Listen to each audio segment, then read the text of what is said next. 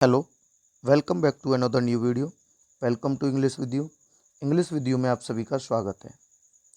आज जो next chapter है हमारा अमंडा, उस यानी अमंडा चैप्टर की जो भी समरी है उसके साथ साथ आपको उससे रिलेटेड सेंट्रल आइडिया को बताने वाले हैं।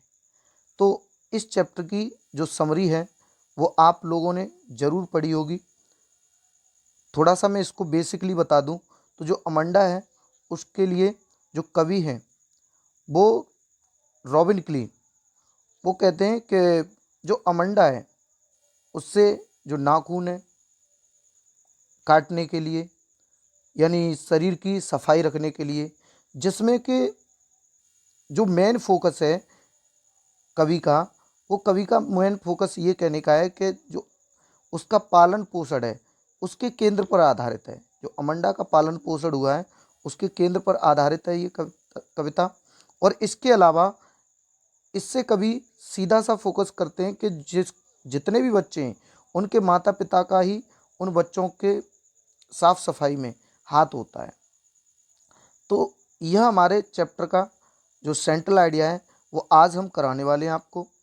तो बिना देरी किए हुए इस टॉपिक को स्टार्ट करते हैं। और अगर आप हमारे इस चैनल पर नए विजिट कर रहे हैं तो चैनल को सब्सक्राइब कीजिए, लाइक कीजिए और शेयर करना बिल्कुल ना भूलिए। अगर इस वीडियो के बारे में आपका जो भी ओपिनियन आता है उसको आप कमेंट बॉक्स में ज़रूर लिख सकते हैं। चलिए वीडियो को स्टार्ट करते हैं। हमारा सेंट्रल आइडिया कुछ इस प्रकार से है। This beautiful poem is composed by robin clean. यह जो सुंदर कविता है वो रॉबिन क्लीन द्वारा रचित है। The poem focus on the upbringing of A small child.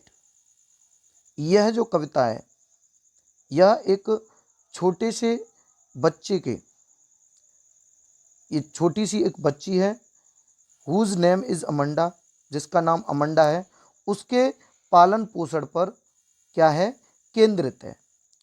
It focus on the struggle which a child is facing. यह उन संघर्षों पर केंद्रित है जिनका सामना एक बच्चा कर रहा है। The poet makes the important point that the children should never be deprived of the freedom. यानी जो कवि कह रहे हैं कि जो बच्चे सामना कर रहे हैं इस चीज़ का, कवि इस महत्वपूर्ण बात पर जोर देते हैं कि बच्चों को कभी भी उनकी आज़ादी से वंचित नहीं किया जाना चाहिए। अगर बच्चों को आप, अगर वे स्वतंत्र रूप से खेल रहे हैं तो थोड़ा सा उनको खेलने में भी समय दीजिए। अगर वो अपने मन से ही पढ़ रहे हैं तब उनको पढ़ने भी दीजिए। तो यानी बच्चों को कभी भी उनकी आज़ादी से वंचित नहीं रखना चाहिए।